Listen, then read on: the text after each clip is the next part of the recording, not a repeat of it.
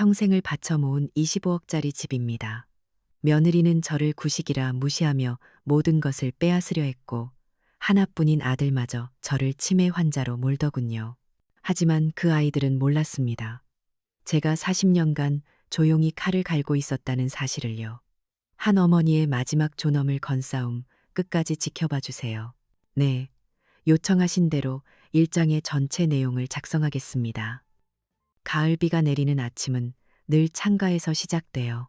벌써 몇 년째인지 모르겠네요. 남편이 떠나고 나서부터는 쭉 그랬던 것 같아요. 제가 사는 이 집 거실 통유리 창은 참 넓어서 비 오는 날이면 온 세상이 잿빛으로 흐르는 강물처럼 보여요. 창문에 끝없이 흘러내리는 빗물 너머로 강남의 빽빽한 빌딩들이 희미한 실루엣처럼 서 있죠. 저 불빛들은 밤이나 낮이나 비가 오나 눈이 오나 꺼지는 법이 없어요. 참 부지런한 세상이에요. 하지만 이 넓고 화려한 집안은 언제나 깊은 정적에 잠겨 있어요. 바깥 세상의 소음은 두꺼운 유리창에 막혀 희미한 배경음악처럼 들릴 뿐이죠. 제 세상의 소리라고는 낡은 괴종시계의 느릿한 초침 소리와 제가 종이를 넘기는 소리, 그리고 만년필이 사각거리며 글자를 새기는 소리뿐이랍니다. 오늘도 저는 식탁에 앉아 제 평생의 동반자인 낡은 가계부를 펼쳐놓고 있었어요. 붉은색 하드커버는 손때가 묻어 반질반질하고 모서리는 닳아서 해졌죠. 40년이 넘는 세월이 이 안에 고스란히 담겨 있어요. 사람들은 제게 뭘 그렇게까지 하냐고들 하지만 이건 제게 단순한 돈 계산이 아니에요. 남편이 남겨준 이 소중한 유산을 한치의 오차도 없이 지키고 관리하는 것. 그게 제 삶의 방식이고 돌아간 그 사람에 대한 예의라고 생각하거든요. 그래서 하루도 빼놓지 않고 모든 수입과 지출을 기록해요. 10원짜리 하나까지도요. 남편은 살아생전 제 이런 꼼꼼함을 보고 늘 말했죠. 당신의 그 꼼꼼함이 우리 집안의 기둥이라고. 그 말이 얼마나 큰 힘이 되었는지 몰라요. 지금의 저를 버티게 하는 힘이기도 하고요. 겉으로 보기에 저는 그저 조용하고 세상 물정, 어두운 늙은이일 뿐이겠죠. 최신 유행도 모르고 요즘 젊은 사람들이 쓰는 말은 반도 못 알아들으니까요. 하지만 저는 그냥 조용히 보고 있을 뿐이에요. 사람들의 표정, 말투, 무심코 하는 행동들 속에 얼마나 많은 진실이 숨어 있는지 세월은 제게 그런 걸 보는 눈을 주었거든요.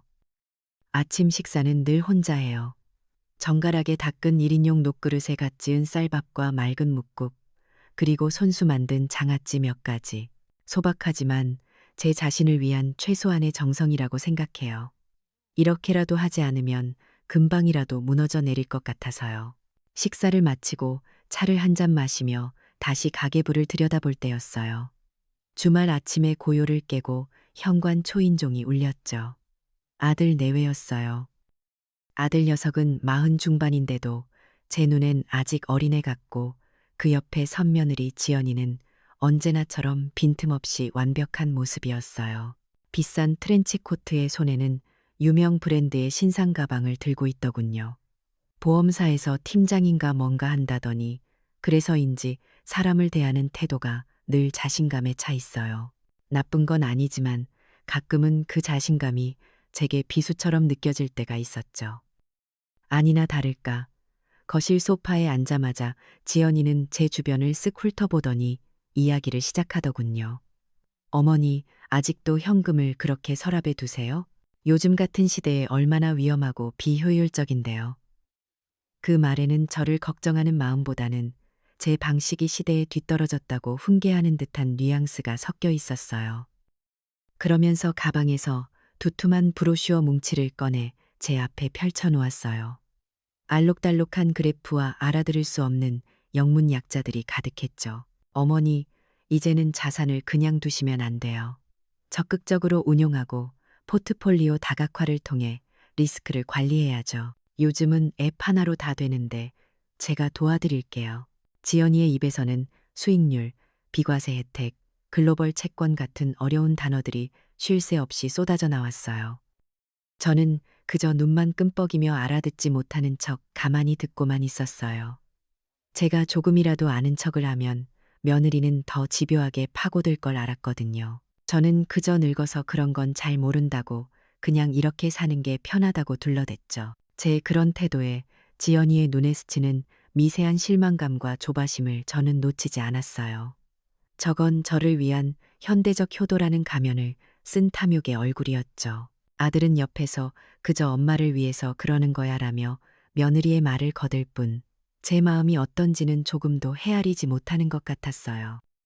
한바탕 폭풍처럼 저를 설득하려던 아들 내외가 돌아가고 집에는 다시 무거운 침묵이 내려앉았어요. 현관에는 지연이가 일부러 그랬는지 무심코 그랬는지 모를 명품 쇼핑백이 덩그러니 놓여 있었죠. 저는 소파에 앉아 조용히 차를 마시며 창밖을 내다봤어요. 조금 전 아파트 주차장에서 아들 내외가 새로 뽑은 듯한 번쩍이는 외제차에 올라타는 모습을 봤거든요. 제게는 생활비가 부족하다는 말을 입에 달고 살면서 말이죠. 저는 조용히 일어나 다시 제 책상으로 갔어요. 그리고 낡은 가계부의 맨 뒷장, 메모란의 만년필로 조용히 몇 자를 적어 내려갔어요. 지연, 포트폴리오 다각화, 언급, 아들, 세차, 지출, 수입. 짧은 문장이었지만 그 안에는 제 모든 의심과 확신이 담겨 있었어요. 저는 그저 당하고만 있는 순진한 늙은이가 아니에요. 모든 것을 보고 모든 것을 기억하고 모든 것을 기록하고 있었으니까요.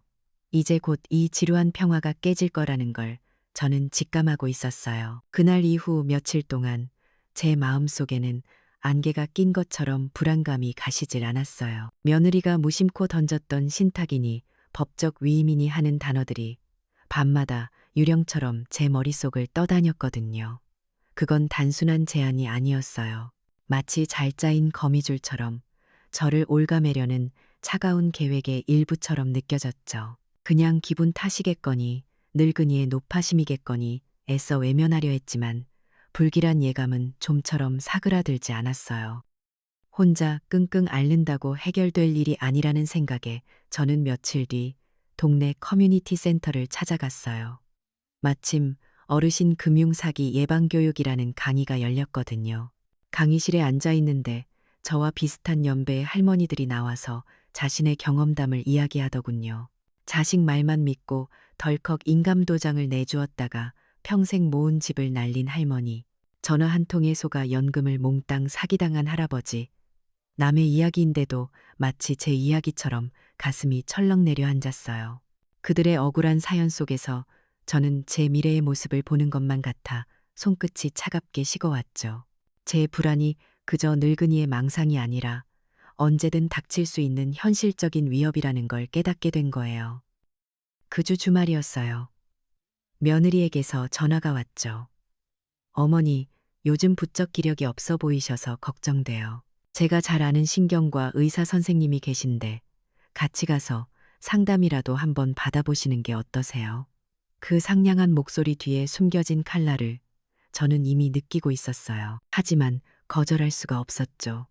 거절하는 순간 제 의심이 사실이라고 인정하는 꼴이 될 테니까요. 저는 애써 아무것도 모르는 척 그저 자식 걱정이 고맙다는 듯이 약속을 잡았어요.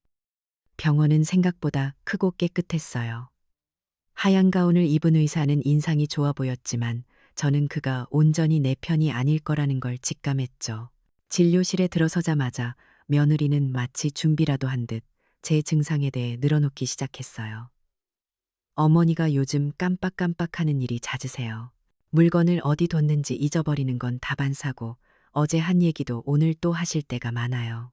심지어 돈 계산도 자꾸 틀리셔서 제가 옆에서 봐드리지 않으면 안 될 정도랍니다. 저는 피가 거꾸로 솟는 것 같았어요. 그 모든 것은 교묘하게 왜곡된 거짓말이었거든요. 제가 깜빡한 게 아니라 며느리가 일부러 물건을 숨겨놓고 저를 시험한 적도 있었어요. 돈 계산이 틀린 게 아니라 복잡한 금융 용어로 저를 혼란스럽게 만들었을 뿐이었죠. 하지만 저는 아무 말도 할 수 없었어요. 아들 녀석이 제 팔을 꾹 누르며 나지막이 속삭였거든요. 엄마, 다 엄마를 위해서 그러는 거야. 가만히 계세요. 그 순간 저는 깨달았어요. 아, 이건 나를 판단력이 흐린 노인으로 만들어 내 손발을 묶으려는 치밀한 함정이구나. 온몸에 소름이 돋고 등줄기로 식은땀이 흘렀어요. 그날 저녁 저는 극심한 피로감을 핑계로 일찌감치 제 방에 들어와 누웠어요. 문을 살짝 열어둔 채 죽은 듯이 잠든 척했죠. 아니나 다를까 거실에서 아들 내외의 소곤거리는 목소리가 들려왔어요. 저는 숨을 죽이고 귀를 기울였어요. 오늘 보니 확실해. 의사도 초기 증상이 의심된다고 하잖아. 몇 번만 더 상담받으면 진단서 받는 건 문제없겠어. 그건 아들의 목소리였어요. 그리고 뒤이어 들려온 며느리의 차가운 목소리는 제 심장의 비수처럼 밝혔죠. 이번에 초기 치매 진단만 받으면 법적으로 한정후견인 신청해서 아파트 명에 이전하는 건 시간 문제야. 어머님이 저항해도 소용없어. 법이 우리 편이니까. 세상이 무너져 내리는 것 같았어요. 단순한 재산 다툼이 아니었어요. 이건 제 존재 자체를 부정하고 제 인격과 법적 권리를 완전히 말살하려는 무서운 음모였던 거예요. 그들이 노리는 것은 돈뿐만이 아니라 제 이름으로 된 마지막 남은 존엄성이었던 거죠. 저는 조용히 일어나 문을 닫았어요. 그리고 침대에 주저앉아 소리 없이 눈물을 흘렸어요. 온몸이 사시나무처럼 떨렸죠. 배신감, 절망감, 서러움, 온갖 감정이 뒤섞여 심장을 마구 핥히는 것 같았어요. 문득 아들이 어렸을 때 열이 펄펄 끓어 사경을 헤맬 때 밤을 새워 그 작은 몸을 쓸어주며 엄마가 꼭 지켜줄게라고 속삭이던 제 모습이 떠올랐어요. 제가 평생을 바쳐 지켜온 아들이 이제는 며느리와 한패가 되어 저를 나락으로 밀어넣고 있었어요. 한참을 울었을까요? 뜨거운 눈물이 잦아들자 차갑게 식어버린 제 마음속에서 무언가 단단한 것이 고개를 드는 게 느껴졌어요. 슬픔은 강철 같은 분노로 변했고 절망은 어떻게든 살아남아야 한다는 생존 본능으로 바뀌었죠. 저는 흐르는 눈물을 손등으로 거칠게 닦아냈어요. 거울에 비친 제 눈은 더 이상 슬픔에 젖어 있지 않았어요. 차갑고 이성적인 분노가 이글거리고 있었죠. 내 인생을 이렇게 끝낼 수는 없지, 절대로.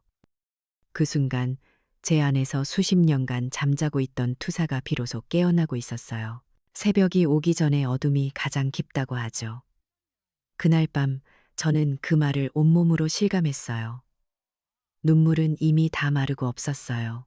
그 자리를 채운 건 얼음장처럼 차갑고 강철처럼 단단한 분노였죠. 저는 더 이상 슬퍼하고만 있을 시간이 없었어요. 동이 트기 전 이 새벽의 어둠 속에서 반격을 준비해야 했으니까요. 저는 조용히 일어나 서재로 향했어요. 그리고 제 키보다 높은 책장 한쪽 구석 가장 깊숙한 곳에 수십 년간 보관해온 상자를 꺼냈어요. 그 안에는 제 인생의 역사가 담겨 있었죠.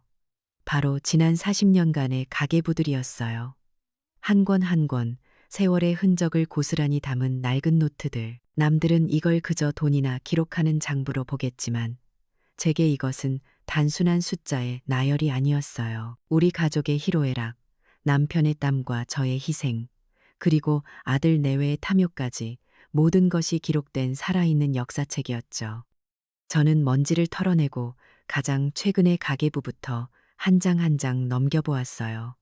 남편의 퇴직금, 그가 떠나며 남긴 거액의 생명보험금, 그 모든 돈이 어떻게 들어오고 어떻게 쓰였는지 저는 토시 하나 틀리지 않고 기록해 두었거든요. 그리고 거기에는 아들 내외에게 지원해준 돈의 흐름도 완벽하게 정리되어 있었어요. 결혼할 때 보태준 아파트 전세금, 사업이 어렵다며 몇 번이나 가져간 돈, 번쩍이는 외제차를 살 때 보태준 돈까지. 그들은 제 기억력이 흐리다고 했지만 이 가계부는 모든 것을 기억하고 있었어요. 그들의 모든 거짓말과 배신을 말이죠. 며느리는 제가 기술에 어둡다고 요즘 세상 물정을 모른다고 무시했지만 그건 그 아이의 가장 큰 오판이었어요. 남편이 떠나고 홀로 남았을 때 저는 뼈저리게 느꼈거든요. 이 세상에서 나를 지켜줄 사람은 나 자신밖에 없다는 걸요. 주변 친구들이 자식들 말만 믿고 인터넷 뱅킹을 하다가 돈을 잃거나 복잡한 스마트폰 요금제에 속아 바가지를 쓰는 걸 보면서 결심했어요. 나는 절대로 저렇게 당하고 살지 않겠다고요. 그래서 저는 비밀리에 동네 커뮤니티 센터에 등록했어요. 시니어를 위한 디지털 금융교실. 처음에는 젊은 사람들 틈에서 어색하고 주눅도 들었지만 이를 악물고 배웠어요. 스마트폰으로 은행 이체를 하고 공인인증서를 발급받고 숨겨진 요금을 찾아내는 방법까지. 그때를 생각하면 지금도 웃음이 나요. 처음으로 제 손으로 공과금을 이체하고 성공이라는 메시지를 봤을 때 세상을 다 가진 것처럼 뿌듯했거든요. 그리고 그때 다짐했죠. 이건 나만 아는 비밀로 해야겠다. 언젠가 나를 지켜줄 가장 강력한 무기가 될지도 모르니까요. 저는 조용히 자리에서 일어나 침실 안쪽 가장 깊숙한 옷장 서랍을 열었어요. 그리고 낡은 손수건 더미 밑에서 작은 상자 하나를 꺼냈죠. 그 안에는 아들 내외는 존재조차 모르는 저만의 작전 사령부가 들어 있었어요. 바로 두 번째 스마트폰이었죠. 최신형은 아니지만 인터넷 뱅킹부터 문서 작업까지 못하는 게 없는 똑똑한 기계였어요. 저는 이 전화기를 집에서는 절대 사용하지 않았어요. 동네 도서관이나 커뮤니티 센터의 공공 와이파이로만 접속하며 철저하게 흔적을 지워왔죠. 며느리가 저를 디지털 문맹이라고 비웃을 때마다 저는 속으로 이 작은 비밀을 떠올리며 미소 짓곤 했어요. 저는 비밀 스마트폰의 전원을 켰어요. 익숙한 화면이 량어오자 저는 망설임 없이 메신저 앱을 열었어요. 수십 년 지기, 친구들과의 개모임, 단체 채팅방, 시시콜콜한 안부부터 자식 흉, 세상 돌아가는 이야기까지 온갖 이야기로 늘 시끌벅적한 그곳은 저의 유일한 숨통이었죠. 저는 떨리는 손가락으로 천천히 메시지를 입력했어요. 얘들아, 나 좀 도와줘. 짧은 메시지였지만 제 모든 절박함이 담겨 있었어요. 메시지를 보내자마자 마치 기다렸다는 듯이 친구들의 답장이 쏟아지기 시작했어요. 무슨 일이냐, 괜찮으냐, 당장 달려가겠다는 친구들의 걱정 어린 메시지들. 그 따뜻한 말들에 잠시 눈시울이 뜨거워졌지만 지금은 감상에 젖어 있을 때가 아니었어요. 그때 가장 친한 친구인 숙자에게서 메시지가 왔어요. 영희야, 혹시 법률적인 문제니? 우리 둘째 아들이 변호사인 거 알지? 특히 노인 자산 신탁 관련해서는 전문가야. 저는 그 메시지를 보는 순간 어둠 속에서 한 줄기 빛을 본 것만 같았어요. 더 이상 혼자가 아니었어요. 저는 바로 숙자에게 전화를 걸어 그의 아들인 최 변호사와의 비밀 상담 약속을 잡아달라고 부탁했어요. 숙자는 두말 없이 알겠다고 걱정하지 말라고 저를 안심시켜 주었죠. 전화를 끊고 저는 자리에서 일어나 거울 앞에 섰어요. 몇 시간 전까지만 해도 절망과 배신감에 무너져 내리던 늙고 초라한 노인의 모습은 온데간데 없었어요. 거울 속에는 차갑고 이성적인 분노로 눈을 빛내는 낯선 여인이 서 있었죠. 슬픔은 흔적도 없이 사라지고 그 자리에는 반드시 이겨내고야 말겠다는 강철 같은 의지만이 남아 있었어요. 저는 거울 속의 저를 보며 나지막이 읊조렸어요. 오지연, 네가 똑똑한 줄 알았지. 40년의 세월이 그냥 쌓이는 게 아니란다. 새벽의 어둠이 서서히 걷히고 있었어요. 그리고 저의 길고 외로웠던 밤도 이제 끝나가고 있었죠. 반격의 시간은 바로 지금부터였어요. 며칠 뒤 저는 난생 처음 가보는 법무법인 사무실에 앉아 있었어요. 친구 아들인 최 변호사는 생각보다 더 젊고 듬직한 청년이었죠. 저는 그 앞에 제 인생의 모든 것이 담긴 40년치 가계부와 그동안 모아둔 증거들을 조용히 내려놓았어요. 며느리가 주고 간 투자 제안서, 병원 상담 날짜와 의사의 소견이 적힌 메모까지. 최 변호사는 잠시 놀란 눈치였지만 이내 진지한 표정으로 서류들을 꼼꼼히 살피기 시작했어요. 한참을 들여다보던 그가 고개를 들고는 저를 보며 말하더군요. 어머님, 이건 어지간한 기업 회계 장부보다 더 치밀하고 정확한데요. 그의 눈에는 단순한 동정이 아닌 존경심이 담겨 있었어요. 저는 그 눈빛 하나에 그동안의 서름이 조금은 씻겨나가는 것 같았죠. 그날 우리는 아주 오랫동안 이야기를 나눴어요. 최 변호사는 제 이야기를 모두 듣고 난 뒤 살아있는 유언장이라 불리는 법적 장치에 대해 설명해 주었죠. 바로 취소 불가능 신탁이라는 것이었어요. 제가 살아있는 동안에는 저 자신만이 수익자가 되어 아무도 제 재산에 손을 댈 수 없도록 만드는 가장 강력하고 안전한 방패라고 했어요. 그러기 위해서는 먼저 이 아파트를 처분해야 했죠. 제 모든 것을 걸어야 하는 마지막 승부수였어요. 아파트 매각부터 거액의 자금 이체까지 우리의 모든 계획은 이제 저의 작은 비밀 스마트폰을 통해 비밀스럽게 진행될 터였어요. 하지만 변호사 한 사람의 힘만으로는 부족했어요. 수십억에 달하는 강남 아파트를 아들 내외 모르게 조용히 처분하는 건 보통 일이 아니었으니까요. 바로 그때 제 인생의 가장 든든한 지원군인 계모임 친구들의 힘이 발휘되기 시작했죠. 이건 단순한 친목 모임이 아니에요. 수십 년간 서로의 힘든 시절을 보듬어주고 자식들 결혼식을 내 일처럼 거들어주며 쌓아올린 피보다 진한 전우애 같은 것이거든요. 저는 친구들에게 모든 상황을 털어놓았어요. 제 이야기를 들은 친구들은 제 일처럼 분개하며 발벗고 나서주었죠.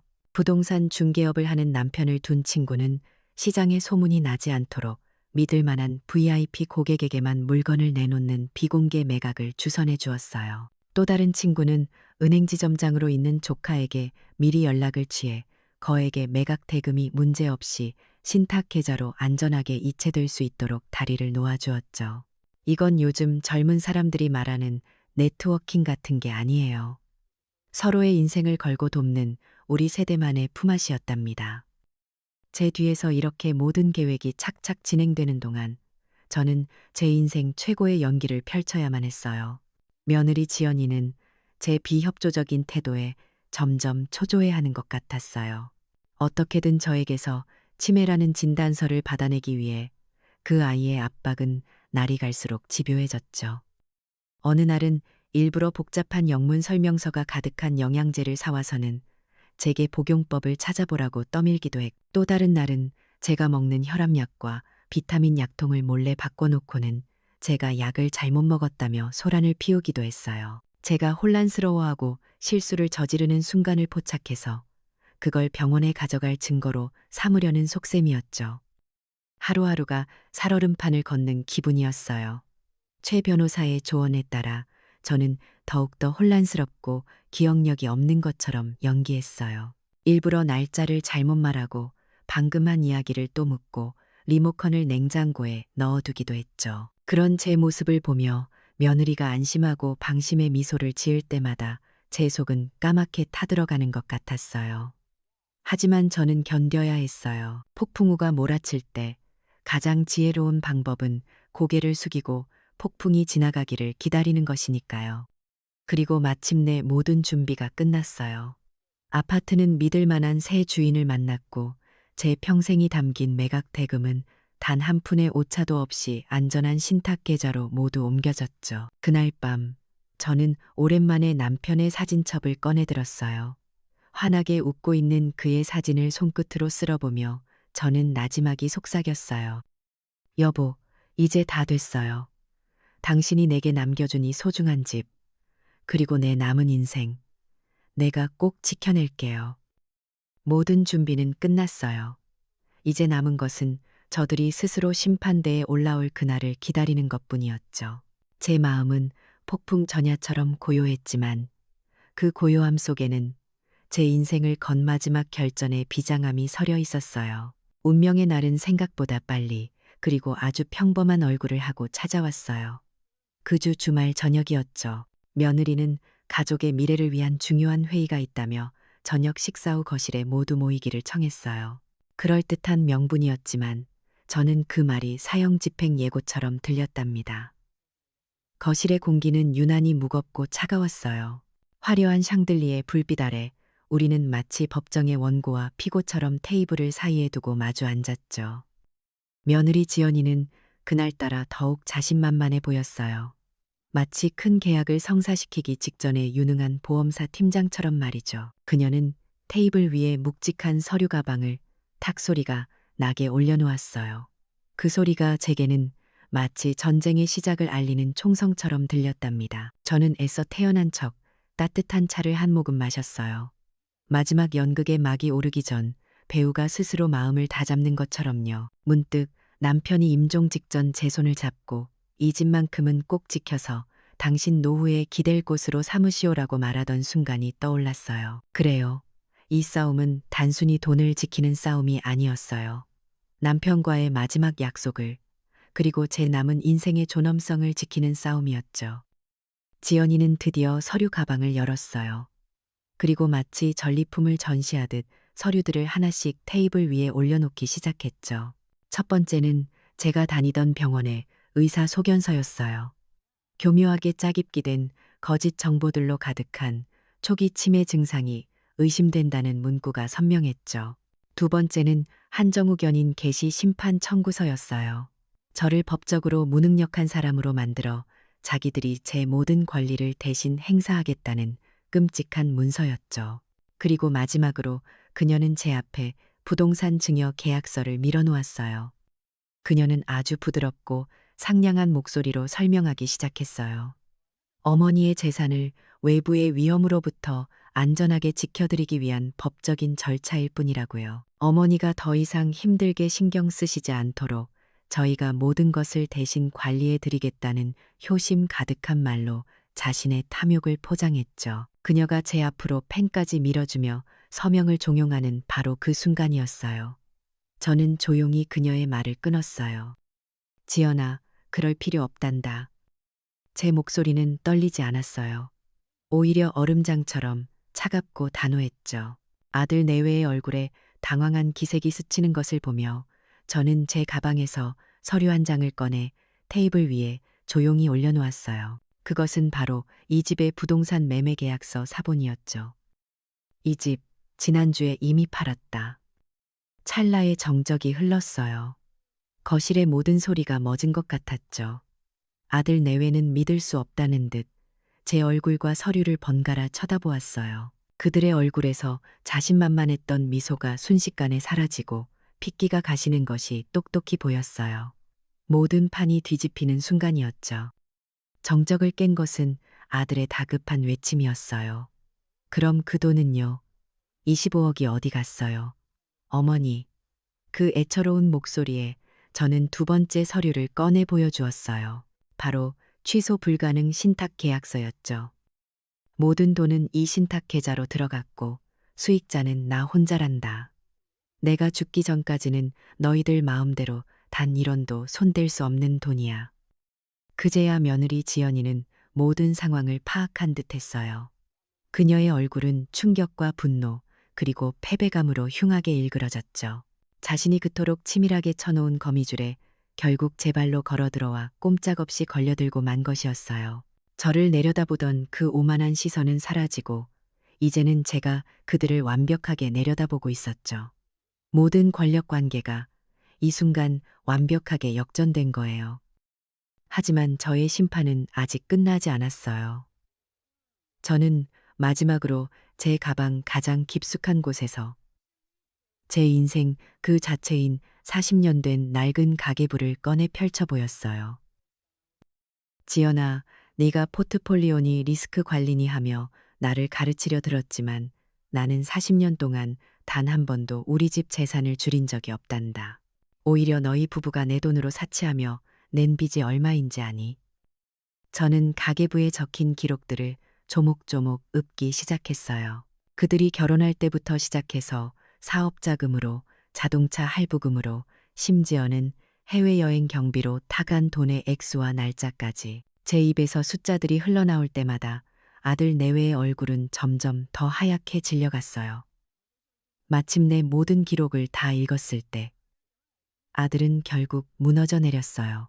녀석은 바닥에 무릎을 꿇고 아이처럼 엉엉 울며 용서를 빌기 시작했죠. 그리고 언제나 당당하던 며느리 지연이는 완전히 넋이 나간 사람처럼 소파에 주저앉아 아무 말도 하지 못했어요. 평생을 자식을 위해 희생하고 무시당하며 살아왔던 제가 마침내 이 집에 그리고 제 인생의 절대적인 주인으로 다시 서는 순간이었어요. 이것은 단순한 승리가 아니었어요. 빼앗겼던 제 존엄성을 되찾고 비뚤어진 세상의 정의를 바로 세우는 통쾌하고도 장엄한 귀환이었답니다. 폭풍이 핥히고 지나간 자리에는 무거운 침묵만이 남았어요. 거실의 화려한 샹들리의 불빛은 마치 장례식장의 촛불처럼 처연하게 느껴졌죠. 바닥에 무릎을 꿇고 아이처럼 울고 있는 아들 녀석과 영혼이 빠져나간 사람처럼 소파에 멍하니 앉아있는 며느리 지연이, 그 둘을 내려다보는 제 마음은 이상하리만치 고요했어요.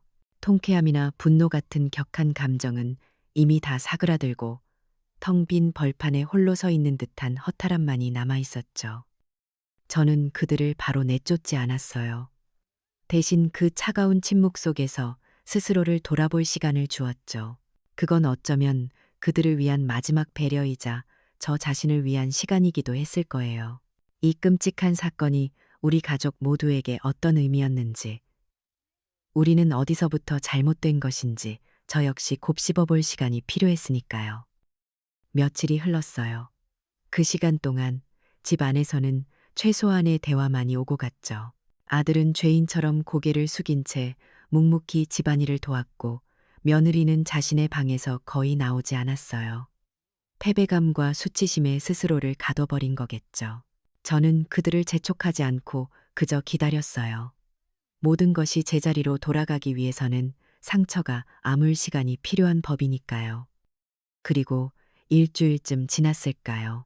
저는 아들 내외를 다시 거실로 불렀어요. 그들은 이제 모든 것을 포기한 듯 제가 내릴 마지막 처분만을 기다리는 얼굴이었죠. 아마 짐을 싸서 이 집에서 쫓겨날 것이라고 생각했을 거예요. 저는 그들을 물끄러미 바라보다가 제 평생의 교육 철학이 담긴, 그러나 그들에게는 가장 예상치 못했을 제안을 했어요. 너희를 이 집에서 내보내지는 않겠다. 그 말에 두 사람의 눈이 동그래지는 것을 보았어요. 저는 이어서 말했죠. 대신 너희는 여기서 함께 살면서 나를 모셔야 한다. 그리고 제 비밀 스마트폰을 꺼내 테이블 위에 올려놓았어요. 화면에는 공동 가계부 앱이 켜져 있었죠. 이게 바로 저의 마지막 선택이었어요. 복수가 아닌 완전한 통제를 통한 재교육. 이제부터 너희는 내 자식이 아니라 내 노후를 돌보는 급여를 받는 직원이다. 내가 이 앱을 통해 매달 너희에게 최저 생활비를 지급할 것이고, 그 외 모든 추가 지출은 반드시 나의 승인을 거쳐야 할 게다. 어린 시절 아들에게 잘못했으면 벌을 받아야지. 하지만 벌을 받고 나면 다시 시작할 수 있단다라고 가르치던 제 모습이 떠올랐어요. 지금 저의 결정은 그 오랜 가르침의 연장선상에 있는 것이었죠. 저는 그들에게 벌을 주되 다시 시작할 기회 또한 주기로 한 거예요. 물론 그 시작은 온전히 저의 통제하에서 이루어지겠지만요. 그렇게 우리 가족의 새로운 질서가 세워졌어요.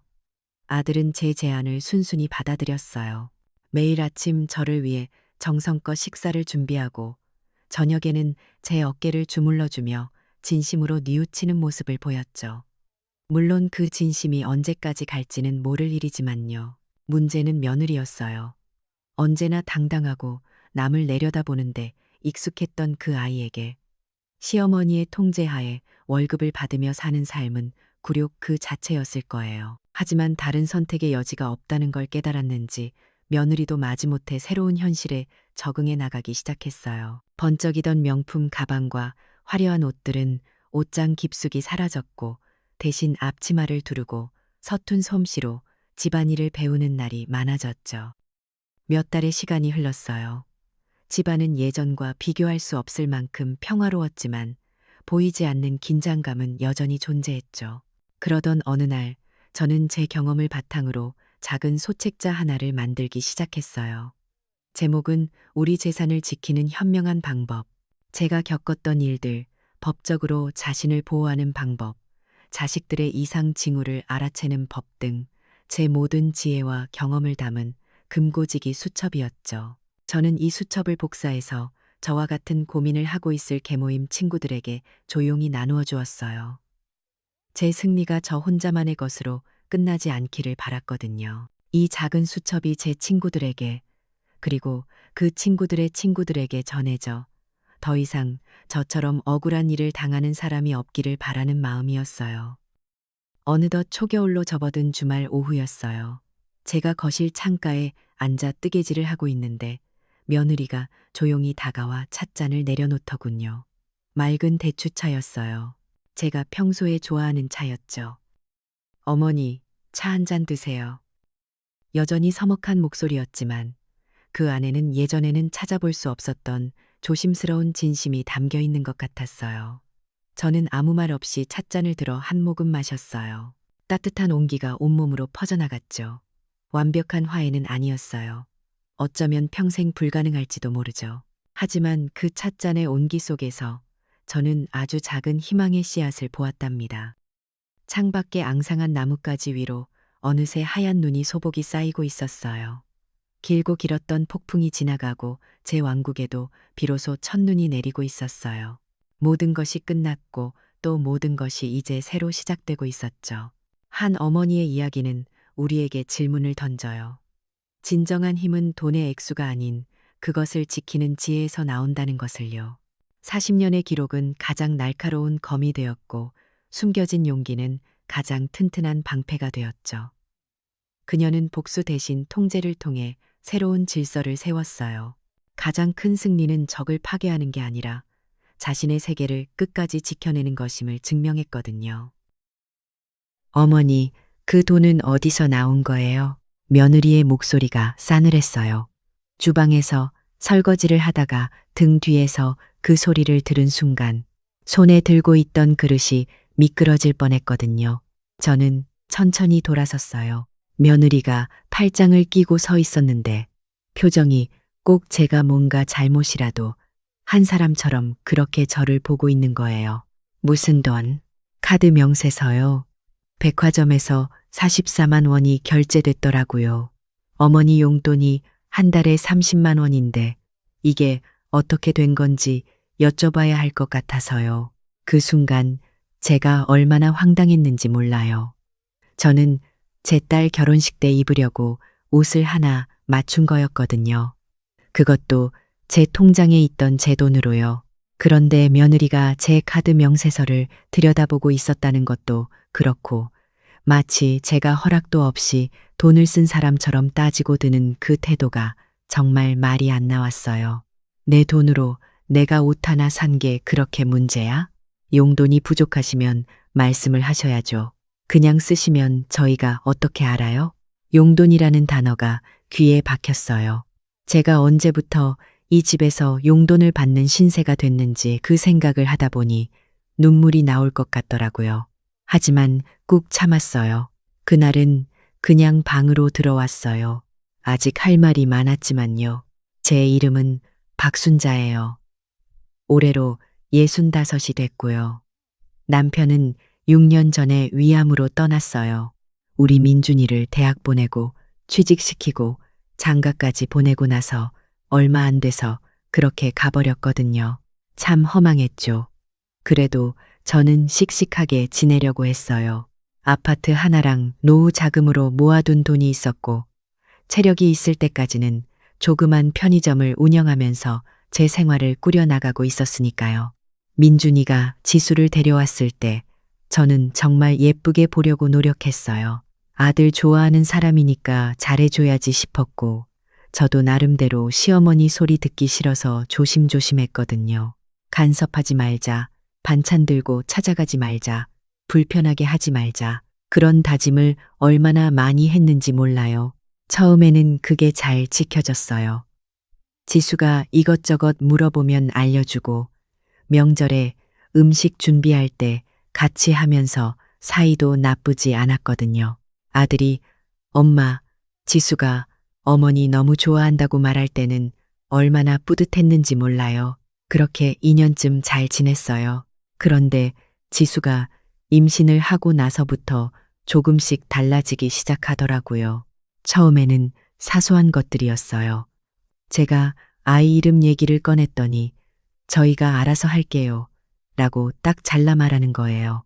그냥 좋은 뜻으로 한마디 했던 건데 뭐 그럴 수 있죠. 자기들 아이니까요. 그래서 저도 그냥 넘어갔어요. 그 다음엔 아이가 태어나고 나서였어요. 지수 친정어머니가 한 달 동안 산후조리를 도와주셨거든요. 그분이 돌아가신 뒤에 저도 가서 좀 도와주고 싶었는데 지수가 저희끼리 해볼게요 라는 거예요. 서운했지만 그것도 그냥 넘겼어요. 자기들 사생활이 있겠거니 싶었으니까요. 진짜 문제는 민준이가 어느 날 저한테 이런 말을 꺼냈을 때 시작됐어요. 엄마, 요즘 우리 집 좀 좁죠? 애도 태어났고 지수도 둘째를 생각하고 있거든요. 그래서 좀 넓은 데로 이사를 가려는데 저는 그냥 그래, 잘 됐네라고 대답했어요. 근데 민준이가 말을 이어나가는데 뭔가 이상하더라고요. 엄마 사시는 아파트 있잖아요. 그거 팔아서 저희 집 보태면 어떨까 해서요. 엄마는 저희랑 같이 사시면 되니까. 순간 뭔가 머릿속이 하얘지는 기분이었어요. 아파트를 팔고 같이 살자는 말이 그냥 편하게 나오는 게 신기했죠. 저도 그 아파트에서 남편이랑 20년 넘게 살았고 남편이 떠난 뒤로는 혼자서 지키고 있던 곳인데요. 그건 좀 갑작스럽구나. 갑작스럽긴 뭐가 갑작스러워요. 엄마도 편의점 언제까지 하시려고요. 저희랑 살면 월세 걱정도 없고 손자도 봐주시고 우리도 엄마 걱정 안 해도 되고 다 좋잖아요. 말은 다 맞는 것 같은데 어딘가 찜찜했어요. 근데 그때는 그게 뭔지 정확히 몰랐죠. 며칠을 고민했어요. 친하게 지내는 동네 친구 영숙이한테도 털어놨고요. 순자야, 잘 생각해봐. 요즘 자식들이랑 같이 사는 거 그냥 좋은 말로만 들으면 안 돼. 그래도 민준이가 나쁜 마음이 있겠어? 마음이 나쁜 게 아니라 생각이 짧은 거지. 아파트 팔아서 돈 보태면 그 다음엔 어떻게 될 것 같아? 네 돈이 다 거기 묶이는 거잖아. 영숙이 말이 마음에 걸렸지만 그래도 저는 아들을 믿었어요. 민준이가 매달 생활비를 드릴 테니 걱정 말라고 했거든요. 금액도 딱 정해줬어요. 한 달에 50만 원씩이요. 그 돈이면 부족하지 않을 거라고. 어차피 밥도 같이 먹고 같이 사는 건데 돈 쓸 일이 얼마나 있겠냐고 했죠. 지금 생각하면 그 말부터가 이상한 거였는데 그때는 왜 그걸 몰랐는지 모르겠어요. 결국 저는 아파트를 팔기로 했어요. 아들 말도 그렇고 혼자 있다 아프면 어쩌나 하는 걱정도 있었거든요. 편의점은 임대 계약이 몇 달 남아서 그게 끝나면 정리하기로 했고요. 아파트 판돈 일부는 민준이 집 넓히는데 보창고 나머지는 제 명의 통장에 넣어뒀어요. 처음 한 달은 나쁘지 않았어요. 손자 유준이 보는 재미도 있었고 지수가 아침 저녁으로 밥을 차려주니까 몸도 좀 편했거든요. 민준이 방 하나를 제 방으로 쓰게 됐는데 창이 크고 햇살이 잘 들어서 마음에 들었어요. 그런데 2달째 되던 달이었어요. 통장에 들어온 금액이 50만 원이 아니라 30만 원이더라고요. 민준아, 이번 달에 왜 30만 원만 들어왔어? 아, 요즘 유준이 어린이집 비용이 올랐거든요. 이번 달만요. 그래요. 이번 달만이라고 했어요. 근데 그 다음 달에도 30만 원이었어요. 또 물어봤더니 이번엔 지수가 대답하는 거예요. 어머니, 요즘 물가가 많이 올랐잖아요. 저희도 빠듯하거든요. 어머니는 밥도 저희랑 같이 드시고 생활비가 따로 드는 것도 아니잖아요. 30만 원이면 충분하지 않으세요? 충분하냐고요? 그게 충분하냐 아니냐의 문제가 아니었어요. 약속이 달라졌다는 게 문제였죠. 그리고 그 말투가 꼭 제가 돈을 너무 밝히는 사람처럼 만드는 것 같아서 더 기분이 나빴어요. 그때부터 제가 뭔가를 사거나 돈을 쓸 때마다 눈치를 보게 됐어요. 친구들이랑 밥을 먹으러 나갔다 오면 지수가 어디 다녀오셨어요? 라고 묻는데 그 눈빛이 그냥 안부를 묻는 게 아니라 얼마나 썼냐고 따지는 것처럼 느껴졌거든요. 내가 예민한 건가 싶었는데 그게 예민한 게 아니었어요. 어느 날 제 지갑에서 체크카드를 찾는데 없는 거예요. 분명히 어제까지 있었는데 한참을 찾다가 민준이한테 물어봤죠. 엄마, 그거 제가 좀 가지고 있을게요. 왜? 아니, 엄마가 카드 자꾸 쓰시면 저희가 관리하기가 어려워서요.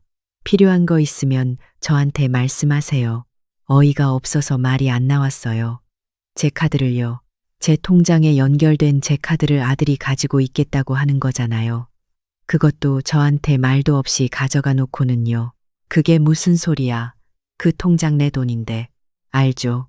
근데 엄마가 너무 막 쓰시면 나중에 힘들잖아요. 제가 관리해 드릴게요. 막 쓴다는 말에 화가 확 올라왔어요. 제가 언제 막 썼다는 건지 30만 원 받아서 친구들 밥 한 번 사고 손자 간식 사주는 게 막 쓰는 건지. 하지만 민준이가 너무 당연한 표정으로 말하니까 제가 오히려 이상한 사람이 되는 것 같아서 더 황당했어요. 결국 카드는 돌려받았어요. 목소리를 높이고 나서야요. 그런데 그날 이후로 분위기가 묘하게 냉랭해졌죠. 지수는 밥을 차려주기는 했는데 말수가 눈에 띄게 줄었어요. 유준이를 통해서만 말을 거는 것 같았거든요. 유준아, 할머니한테 밥 먹으러 오라고 해봐. 그런 식으로요. 직접 저한테 말하는 게 불편하다는 거 뻔히 알면서도 저는 또 모른 척하고 밥상에 앉았어요. 시간이 지나면서 저도 집안에서 점점 조심스러워졌어요. 아침에 일찍 일어나도 부엌에 나가기가 망설여졌고 TV를 켜도 볼륨을 지나치게 낮췄고 유준이가 저한테 와서 놀고 싶다고 해도 지수 눈치를 봤어요. 이게 내 며느리랑 사는 게 아니라 낯선 사람 집에 얹혀 사는 기분이었거든요. 딸 수연이한테 전화가 왔을 때였어요. 수연이는 대구에서 살고 있는데 명절에나 올라오는 편이에요. 엄마, 요즘 어때요? 목소리가 왜 그래요? 뭐가 어때? 왠지 힘들어 보여서요. 오빠 집은 어때요? 저는 괜찮다고 했어요. 수연이한테 걱정 끼치기 싫었거든요. 근데 수연이가 콕 집어 묻는 거예요. 지수 언니랑은 잘 지내고 있어요? 잠깐 말이 막혔어요. 잘 지낸다고 하기엔 솔직하지 못한 것 같고 사실대로 말하자니 어디서부터 어떻게 설명해야 할지도 모르겠고요. 뭐 그냥저냥이야. 그냥저냥이 무슨 말이에요, 엄마. 나한테는 말해도 되잖아요. 그래서 조금 털어놨어요. 카드 얘기, 생활비 줄어든 얘기, 집 안에서 눈치 보이는 얘기. 수연이가 한동안 아무 말이 없더니 한숨을 쉬었어요. 엄마, 제가 명절 때 올라갈게요. 그때 오빠한테 제대로 얘기해야 할 것 같아요. 아니야, 괜히 분란 일으키지 마. 내가 알아서 할게. 사실 알아서 할 수 있는 상황이 아니었는데 그냥 그렇게 말하고 말았어요. 며느리랑 사이 나빠지면 민준이가 더 불편할 것 같았거든요. 아들이랑 며느리 사이에서 제가 째끼가 되는 건 싫었어요. 그렇게 몇 달을 버텼는데 어느 날 민준이가 퇴근하고 와서 밥을 먹다가 말을 꺼냈어요. 엄마 통장 있잖아요. 아파트 판 돈 남은 거. 저는 밥을 먹다 말고 민준이를 쳐다봤어요. 그 돈을 제 명의로 좀 옮겨 놓으면 어떨까요? 요즘 금리가 좋은 상품이 있거든요. 제가 굴려드릴게요. 무슨 소리야? 아니, 엄마가 그냥 놔두시면 금리도 낮고 그냥 썩히는 거잖아요. 제가 좋은 데다 넣어드리면 이자도 더 나오고 좋잖아요. 좋은 데다 넣어드린다는 말이 귀에 거슬렸어요. 저한테 이자를 주겠다는 건지 아니면 그냥 그 돈을 가져가겠다는 건지 저는 숟가락을 내려놓고 물었어요. 내 명의로 놔둬도 되는데 왜 내 명의로 옮겨? 관리하기 편하려고요. 누구한테 편한 건데? 민준이가 잠깐 말을 못했어요. 그러자 지수가 끼어들었어요. 어머니, 저희가 어머니 돈 빼돌리려는 게 아니에요. 요즘 노인분들 보이스피싱도 많고 어머니 혼자 관리하시다가 사고라도 나면 어떡해요. 저희가 같이 관리해드리자는 거잖아요. 노인이라는 말이 귀에 꽂혔어요. 저는 아직 65이고 편의점 혼자 10년 넘게 운영한 사람이에요. 무슨 노인네 취급을 그렇게 하는 건지. 나 아직 정신 멀쩡해. 내 돈 내가 관리한다. 어머니, 왜 그렇게 예민하게 받아들이세요? 예민하다는 말, 그 말을 들을 때마다 속이 뒤집혔어요. 제가 예민한 게 아니라 이상한 상황을 이상하다고 하는 건데 항상 저만 예민한 사람으로 만들어 버리는 거거든요. 그날 밤 저는 방에 들어와서 오랫동안 잠을 못 잤어요. 천장을 보면서 이런저런 생각이 다 들었어요. 내가 이 집에 들어온 게 잘한 건가? 아파트를 팔지 말았어야 했나? 아직 편의점을 하고 있었으면 어땠을까? 남편이 살아 있었다면 이런 일이 생겼을까 하는 생각도 들었어요. 남편이 있었다면 민준이가 이렇게 나오지는 못했을 거예요. 어쩌면 남편이 가고 나서 저를 만만하게 보기 시작한 건지도 모르겠다 싶었거든요. 일주일쯤 지났을 때 지수가 저한테 뜬금없이 말을 걸어왔어요. 어머니, 저 친구 중에 요양보호사 자격증 따신 분이 계신데요. 어머니도 취미 삼아 하나 따두시면 어때요? 나중에 도움이 될 수도 있으니까. 처음엔 그냥 좋은 뜻으로 하는 말인 줄 알았어요. 근데 이상하게 그 말이 자꾸 머릿속에서 맴도는 거예요. 요양보호사 자격증이 왜 나중에 도움이 된다는 건지. 설마 제가 요양원 갈 것을 대비해서 그런 얘기를 하는 건가 싶었죠. 그 의심을 하고 나니까 그 전에 들었던 말들이 다르게 들리기 시작했어요. 나중을 생각해야죠. 어머니도 이제 나이가 있으시잖아요. 저희가 평생 다 모시기는 어렵거든요. 지수가 무심코 내뱉은 것들이었는데 그게 다 어딘가를 향하고 있는 것 같은 느낌이 들었거든요. 설마 했어요. 진짜로 설마였어요. 그런데 그게 설마가 아니었다는 걸 알게 된 건 그로부터 2달 뒤였어요. 그날은 제가 감기 기운이 있어서 일찍 방에 들어갔어요. 저녁도 대충 먹고 누웠는데 잠이 안 오더라고요. 몸은 으슬으슬한데 머리는 말짱한 그런 상태 있잖아요. 그렇게 멍하니 누워 있었는데 거실에서 민준이랑 지수가 얘기하는 소리가 들려왔어요. 방문이 얇아서 목소리가 다 새어 들어오는 집이었거든요. 처음엔 그냥 일상적인 대화인 줄 알았어요. 근데 귀에 딱 걸리는 말이 들렸어요. 어머니 통장에 얼마 남아 있어? 지수 목소리였어요. 한 8천만 원 정도. 그걸로 실버타운 보증금은 되겠다. 등급 나오면 지원금도 나오잖아. 심장이 쿵 내려앉는 기분이 그런 거구나 싶었어요. 저는 숨을 죽이고 더 들었어요. 아직 등급이 안 나오잖아. 아직 건강하시니까. 그러니까 시간이 걸린다는 거지. 근데 여기서 같이 계속 모시기는 나도 힘들어. 당신도 알잖아. 알아. 근데 너무 갑자기 하면 어머니가 눈치채셔. 갑자기는 아니지. 슬슬 얘기를 꺼내면 되잖아. 어머니도 또래 친구들이랑 어울릴 수 있고 시설도 좋은 데 있고 그렇게 잘 설명하면 되지. 그게 그렇게 쉽냐. 당신이 잘 설명해. 어머니는 당신 말이면 듣잖아. 잠시 침묵이 흘렀어요. 통장은 언제 넘겨받을 수 있어? 조금만 있으면 돼. 엄마가 요즘 카드 얘기로 기분 안 좋으신 것 같으니까 좀 있다가.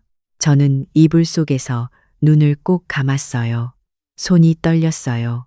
그 떨림이 추워서인지 화가 나서인지 서러워서인지 저도 몰랐어요. 셋 다였겠죠. 제 아들이었어요. 제가 새벽마다 일어나서 편의점 문을 열고 추운 겨울에도 쉬지 않고 일하면서 뒷바라지한 아들이요. 대학 등록금 낼 때 적금을 깨고 취직 준비한다고 용돈 넉넉하게 챙겨줬던 그 아들이요. 결혼식 날 눈물 참으면서 잘 살아라라고 했던 제 민준이가 제 통장을 언제 가져갈지 타이밍을 재고 있었던 거예요. 그날 밤은 한숨도 못 잤어요. 다음 날 아침 저는 아무것도 모르는 척 식탁에 앉았어요. 밥을 떠서 입에 넣었는데 아무 맛이 안 났어요. 지수가 유준이 어린이집 준비를 시키면서 분주하게 움직였고 민준이는 출근 준비를 하면서 엄마, 감기는 좀 어때요? 하고 물었어요. 괜찮아. 딱 그 2마디만 했어요. 민준이는 눈치를 못 챘는지 그냥 나가버렸고 지수도 유준이를 데리고 나갔어요. 집에 혼자 남은 저는 식탁에 한참을 앉아 있었어요. 그러다가 핸드폰을 들었어요. 수연이한테 전화를 할까 하다가 멈췄어요. 수연이한테 말하면 수연이가 흥분해서 민준이한테 전화를 할 거고, 그러면 지금 제가 엿들었다는 게 들킬 거고, 그 뒤에 어떻게 될지 감이 안 왔거든요. 무엇보다 저 스스로 어떻게 해야 할지를 먼저 정해야 할 것 같았어요. 외투를 걸치고 집을 나왔어요. 근처 공원을 한 바퀴 걸었어요. 찬바람이 얼굴을 때렸는데 오히려 그게 정신을 차리게 해줬어요. 걸으면서 생각했어요. 내가 지금 이 상황에서 무엇을 해야 하는가? 첫째, 통장은 절대 넘기면 안 된다. 둘째, 이 집에서 나가야 한다. 셋째, 나갈 곳이 있어야 한다. 간단하게 정리가 됐는데 실행이 문제였어요. 아파트는 이미 팔았고 그 돈이 지금 통장에 있는 전부예요. 여기서 나가면 월세라도 얻어야 하는데 그러면 가진 돈이 계속 줄어들 거고 편의점은 이미 정리했고요. 공원 벤치에 앉아서 한동안 멍하니 있었어요. 비둘기 한 마리가 제 발 앞을 왔다 갔다 하더라고요. 나도 저 비둘기처럼 이리 치이고 저리 치이며 살고 있구나 싶었어요. 집으로 돌아와서 저는 민준이 방 책상 서랍을 열어봤어요. 실버타운이나 요양원 관련 서류가 있나 싶어서요. 없었어요. 대신 부동산 팸플릿 하나가 있었는데 어딘가 새 아파트 분양 광고였어요. 한쪽 구석에 손으로 적어놓은 메모가 있었어요. 숫자들이었는데 그 중에 순자 통장 8천이라고 적혀 있었어요. 제 이름 석자가 거기 적혀 있는 걸 보는데 뭔가 머릿속에서 딱 소리가 나는 것 같았어요. 이건 그냥 뭔가를 생각하는 게 아니라 진짜로 계획을 짜고 있었다는 거잖아요. 팸플릿을 제자리에 돌려놓고 제 방으로 왔어요. 핸드폰을 들어서 은행 앱을 열었어요. 잔액을 확인하고 거래 내역을 봤어요. 민준이가 따로 건드린 흔적은 없었어요. 아직은요. 그날 오후에 저는 혼자 은행에 갔어요. 창구 직원한테 물어봤어요. 통장 명의를 다른 사람으로 옮기는 게 가능하냐고. 만약 그렇게 됐을 때 되돌릴 수 있냐고요. 직원이 자세하게 설명해 줬어요. 요지는 명예 이전은 본인이 직접 해야 하고 만약 속아서 했다면 소송까지 가야 돌려받을 수 있다는 거였어요. 저는 알겠다고 하고 나왔어요. 그러면 넘기기 전에 제가 알아서 해야 한다는 뜻이었죠. 그날 저녁을 먹으면서 저는 민준이 얼굴을 유심히 봤어요. 아무것도 모르는 듯 밥을 먹고 유준이랑 장난치고 지수랑 가볍게 웃으면서 얘기하고 있었어요. 저도 평소처럼 행동했어요. 아무것도 모르는 척이요. 식사가 끝나고 설거지를 하고 있는데 지수가 옆에 와서 말을 걸었어요. 어머니, 요즘 친구분들이랑 자주 만나세요? 가끔 어머니 또래 모임 같은 거 있으면 나가시는 것도 좋을 것 같아요. 집에만 계시면 답답하시잖아요. 밖으로 나가라는 얘기였어요. 집에서 저를 좀 안 보고 싶다는 거였겠죠. 그 말의 의도를 알면서도 저는 그냥 그래 볼게라고 했어요. 그리고 어머니, 요즘 이 동네에 어르신 복지관이 있더라고요. 프로그램도 다양하고 식사도 제공한다고 해서요. 한번 가보시는 건 어때요? 어르신 복지관. 저를 어디로 보내려는 수순인 게 너무 선명하게 보였어요. 처음엔 복지관, 그 다음엔 주간보호센터, 그 다음엔 실버타운. 이게 그림이었던 거죠. 저는 그냥 웃었어요. 생각해 볼게. 며칠 뒤였어요. 영숙이를 만나러 나갔어요. 커피숍에 앉아서 들은 걸 다 털어놨어요. 영숙이가 커피잔을 내려놓으면서 저를 가만히 봤어요. 순자야, 그거 그냥 있으면 안 되겠다. 알아. 근데 어떻게 해야 할지를 모르겠어. 일단 그 통장 지금 당장 비밀번호 바꿔. 그리고 거래은행도 바꿔. 민준이가 혹시라도 인터넷 뱅킹 같은 걸 알고 있을 수도 있잖아. 맞는 말이었어요.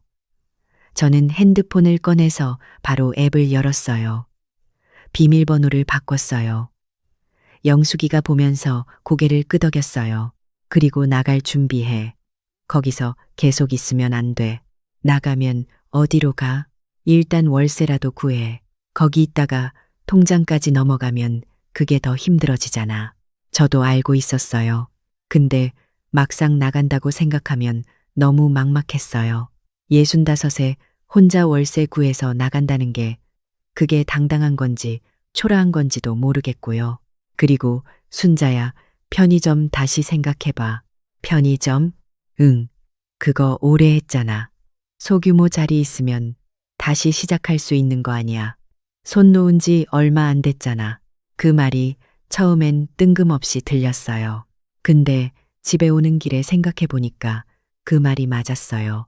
제가 이 집에 들어온 이유 중 하나가 편의점 정리하고 나서 할 일이 없어진 것도 있었거든요.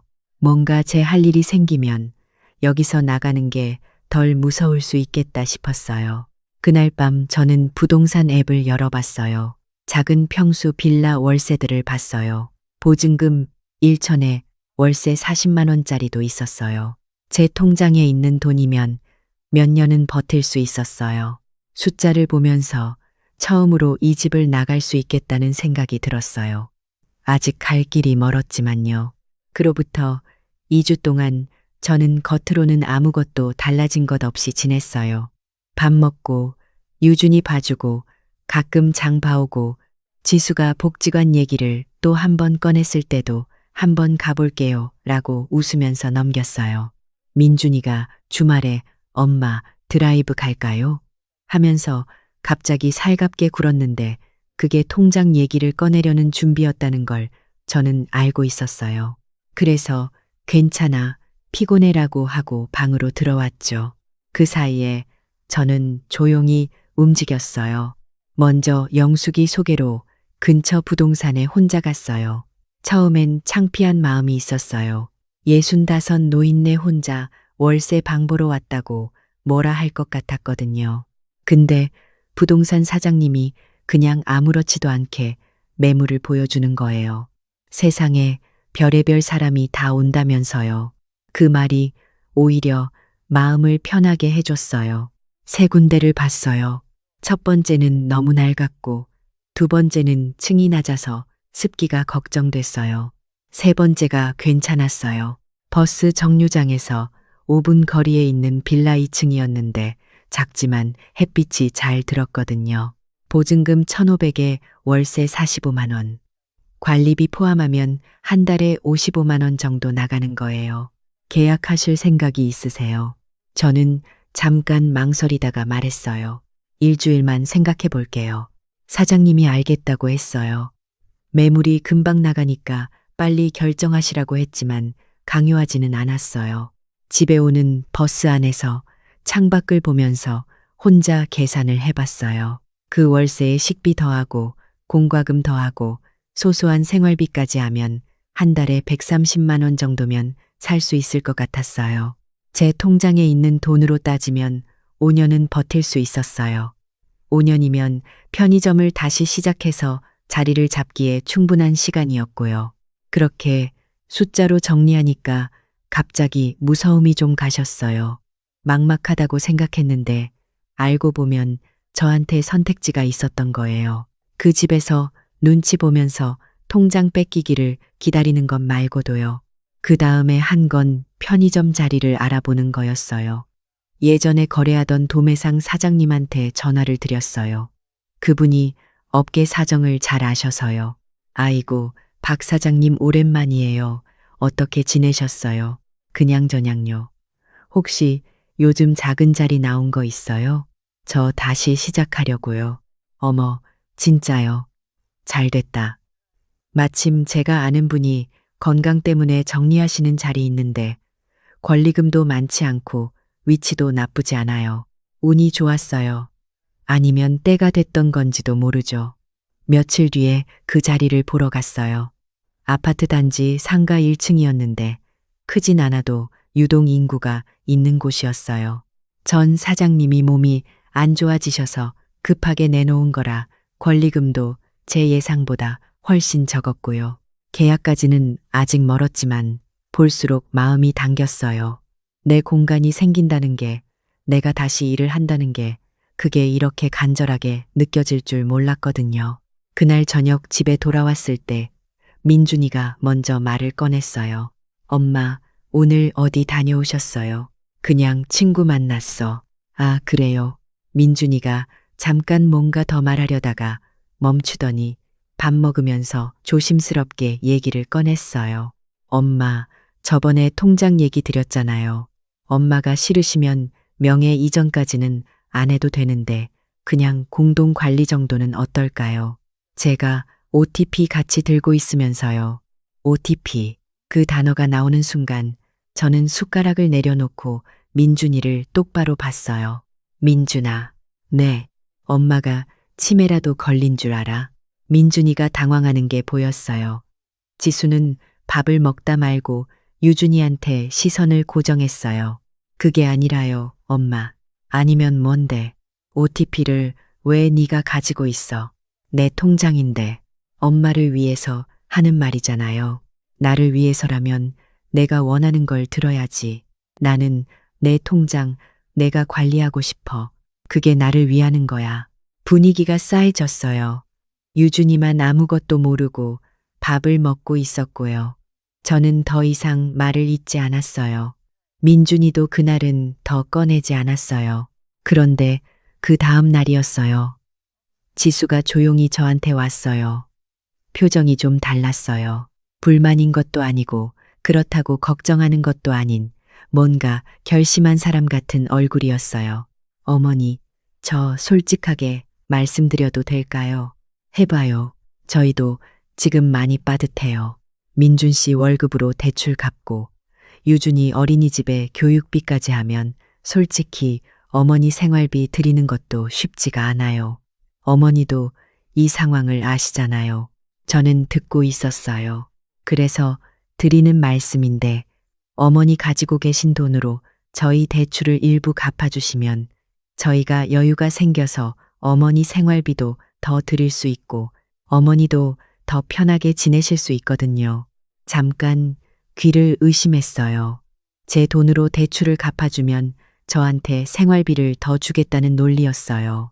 제 돈이 나가는데 제가 뭔가를 받는 것처럼 들리게 포장한 거예요.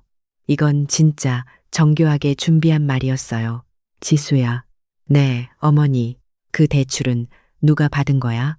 저희가요. 그럼 저희가 갚아야지. 왜 내 돈으로 갚아? 지수 표정이 굳었어요.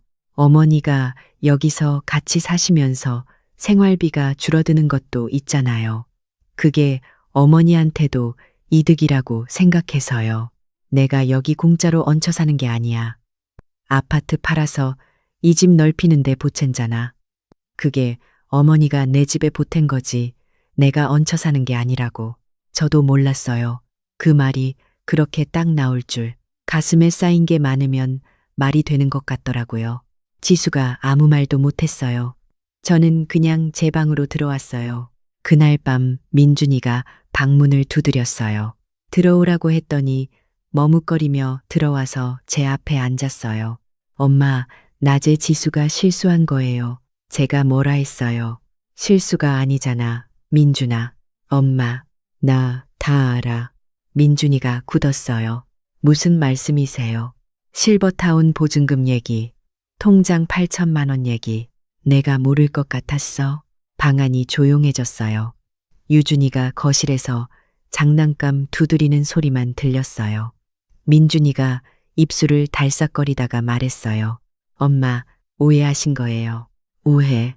저희가 어머니를 내쫓으려는 게 아니라 나중을 대비해서 알아보는 거였어요. 요즘 좋은 실버타운도 많고 엄마도 또래분들이랑. 민준아, 제 목소리가 낮아졌어요. 민준이가 말을 멈췄어요. 나 몇 살인 줄 알아? 65이요. 응, 65이야. 그 나이에 당장 실버타운 보낼 계획을 짜고 있었다는 거야, 지금. 민준이가 고개를 숙였어요. 저는 계속 말했어요. 나는 괜찮아. 근데 이렇게는 못 살겠다. 내 돈 가져가려 하고, 카드 뺏으려 하고, 용돈 줬다 뺐었다 하면서 나보고 여기 계속 있으라는 건 너무한 거 아니야? 민준이가 한동안 말이 없었어요. 그러다가 작은 목소리로 말했어요. 제가 잘못했어요, 엄마. 그 말에 저는 눈물이 핑 돌았어요. 사과를 받고 싶었던 건지도 몰라요. 근데 이상하게 그 말이 더 서러웠어요. 잘못했다는 말이 진심인지 아닌지를 이제는 모르겠다는 게 더 슬펐거든요. 그날 밤 저는 잠을 자면서도 잠을 자는 것 같지 않았어요. 민준이 사과가 머릿속에서 계속 맴돌았거든요. 잘못했다는 말 한마디가 이렇게 오래 걸렸다는 것도 그렇고, 그 말을 들은 뒤에도 아무것도 달라진 게 없다는 것도 그렇고요. 아들이랑 며느리가 함께 짠 그림이 사과 한마디로 지워지는 건 아니잖아요.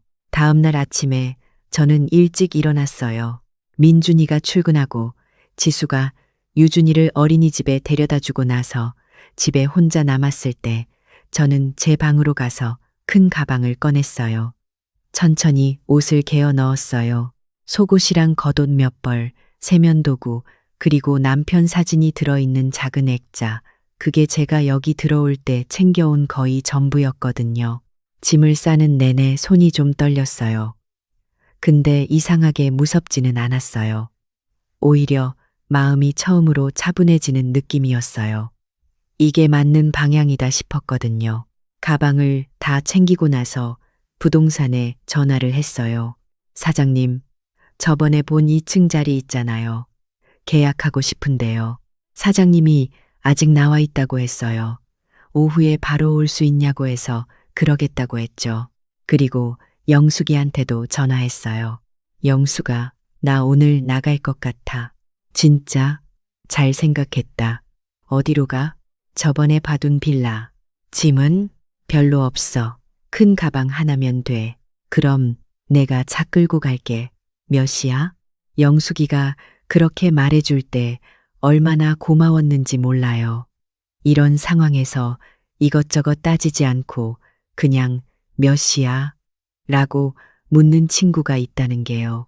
지수가 돌아오기 전에 저는 거실 식탁에 메모 하나를 써놨어요. 길게 쓰지 않았어요. 민준아, 엄마 나간다. 건강해라. 그게 전부였어요. 더 쓰고 싶은 말이 없었던 건 아닌데 그 이상을 쓰면 제가 흔들릴 것 같았거든요. 영숙이 차를 타고 부동산에 들러서 계약서를 썼어요. 도장을 찍는 손이 약간 떨렸어요. 사장님이 잘 결정하셨어요.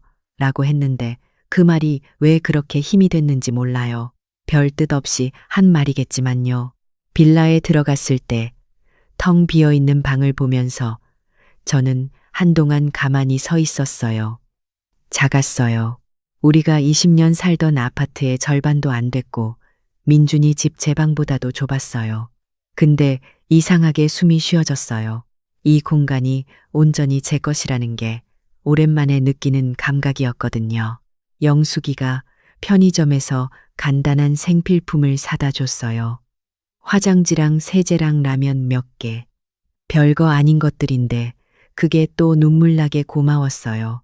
나 진짜 여기서 잘 살 수 있을까? 왜 못 살아? 순자, 너 원래 혼자서도 잘 살았잖아. 맞는 말이었어요. 저는 남편 떠나고 나서도 편의점 혼자 운영하면서도 그냥 제 힘으로 잘 지내왔거든요. 어쩌다가 아들한테 기대면 편할 것 같았던 건지, 그게 지금 생각하면 제가 잠깐 약해졌던 거예요. 이틀 뒤에 민준이한테서 전화가 왔어요. 받을까 말까 잠깐 고민하다가 받았어요. 엄마, 어디 계세요? 나 나왔잖아. 알아요. 근데 어디냐고요? 알 필요 없어. 엄마, 그러지 마세요. 제가 잘못했잖아요. 다시 들어오세요. 저는 창밖을 봤어요. 빌라 창문으로 길이 보였어요. 사람들이 오고 가고 있었어요. 민준아, 잘못한 건 알겠어. 근데 나는 여기가 좋아. 거기가 어딘데요? 내 집이야. 민준이가 잠깐 말이 없었어요. 엄마, 유준이가 할머니 찾아요. 그 말에 잠깐 마음이 흔들렸어요. 유준이는 잘못이 없는 아이니까요. 매일 보다가 없어졌으니 찾겠죠. 유준이는 내가 따로 보면 돼. 거기서 살아야 할 이유는 없잖아. 엄마, 민준아, 나는 네가 잘 살기를 바라. 진짜로. 근데 내 돈 가져갈 생각이랑 나 요양원 보낼 생각이랑 그거 하면서 나 잘 모시겠다고 하면 엄마는 못 믿어. 그건 알지. 민준이가 아무 말을 못했어요. 그러니까 지금은 따로 살자. 명절에 보고 유준이 보고 싶으면 내가 가면 되잖아. 전화를 끊고 나서 저는 오랫동안 핸드폰을 쥐고 있었어요. 서럽지 않았다면 거짓말이에요. 근데 잘못한 게 없는데 돌아가는 건 더 서러운 일이었거든요. 그로부터 일주일 뒤에 편의점 계약을 했어요. 권리금 치르고 냉장고랑 진열대 점검하고 발주 시스템 다시 익히고 오래 쉬었더니 몸이 좀 낯설었지만 손은 기억하고 있더라고요. 오래 한 일이라 그런가 봐요. 첫날 문을 열면서 간판불이 켜지는 걸 봤을 때 저도 모르게 눈물이 났어요. 남편한테 미안하기도 하고 고맙기도 했어요. 당신이 남겨준 아파트 덕분에 내가 이렇게 다시 시작할 수 있는 거라고 속으로 말했어요. 그렇게 한 달이 지났어요. 생활이 자리를 잡아갔어요. 편의점 오전 근무를 하고 오후에는 짬짬이 동네를 걷고 저녁에는 작은 부엌에서 제가 먹고 싶은 걸 간단히 해먹고요. 누군가 눈치 볼 필요가 없었어요. 밥을 늦게 먹어도 되고 일찍 자도 되고 좋아하는 드라마를 볼륨 크게 틀어도 됐어요. 작은 것들이 이렇게 소중한 줄 몰랐어요. 수연이가 올라왔어요. 제 빌라를 처음 본 수연이가 방 안을 둘러보더니 말했어요. 엄마, 작다. 응, 작아. 근데 왜 더 밝아 보이지? 그 말에 저도 웃었어요. 엄마 거라서 그런가 봐. 수연이가 밥을 사줬어요. 오랜만에 둘이서 밥 먹으면서 이것저것 얘기했어요. 오빠 얘기도 나왔어요. 엄마, 오빠가 저한테 연락했어요. 엄마한테 잘 얘기해달라고. 됐어. 저도 뭐라고 하기가 좀 그래요. 근데 엄마, 오빠가 진짜 나쁜 사람인 건 아닌 것 같아요. 그냥 욕심이 앞선 거겠죠. 저도 알아요. 민준이가 나쁜 사람이 아니라는 거. 근데 나쁜 사람이 아니라고 해서 다 용서가 되는 건 아니거든요. 그리고 용서를 하고 안 하고를 떠나서 거기서 사는 건 저한테 맞지 않는 옷을 입고 있는 것 같았어요. 아무리 좋은 옷이라도 맞지 않으면 불편한 거잖아요. 수연아, 엄마는 괜찮아. 진짜로. 수연이가 저를 한참 봤어요. 알아요. 그냥 확인하고 싶었어요. 한 달쯤 더 지났을 때 민준이가 유준이를 데리고 제 편의점으로 찾아왔어요. 연락도 없이요.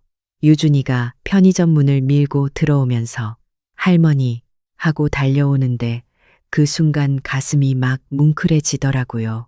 이 아이한테는 아무 죄가 없는 거잖아요. 그냥 할머니가 보고 싶었던 거잖아요. 민준이가 계산대 앞에 서서 저를 봤어요. 먼저 말을 못하고 있었어요. 제가 먼저 했어요. 유준이 아이스크림 먹을래? 유준이가 눈을 반짝이며 고개를 끄덕였어요. 저는 냉동고 열어서 유준이가 좋아하는 거 하나 꺼내줬어요.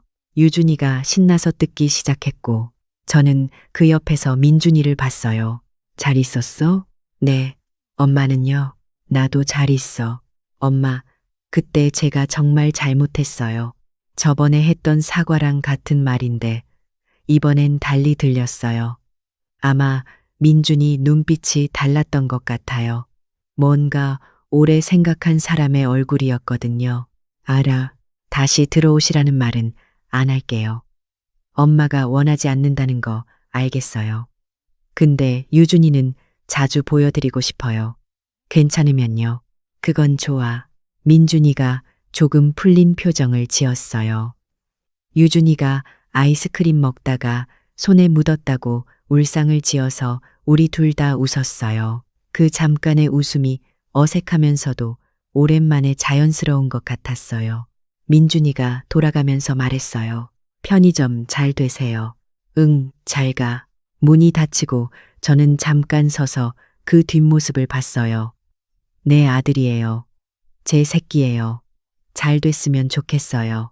근데 잘 되기를 바라는 것과 제 삶을 거기에 맞추는 건 다른 얘기거든요. 그걸 이제 구분할 수 있게 됐어요. 저녁에 편의점 문을 닫고 불 끄고 좁은 빌라로 돌아오는 길에 영숙이한테 문자가 왔어요. 오늘 어떻게 지냈어? 저는 잠깐 걸음을 멈추고 하늘을 봤어요. 별이 몇 개 보였어요. 잘 지냈어. 라고 답장을 보냈어요. 그 세 글자가 빈말이 아니었어요. 진짜로 잘 지냈거든요. 아들한테 용돈 다 먹던 때보다, 눈치 보면서 밥 먹던 때보다, 카드 뺏길까봐 조마조마하던 때보다 훨씬요. 제 남편이 아파트를 제 명의로 돌려놨을 때 그게 저를 지키라는 뜻이었던 것 같아요. 그 뜻을 이제야 제대로 쓴 것 같고요.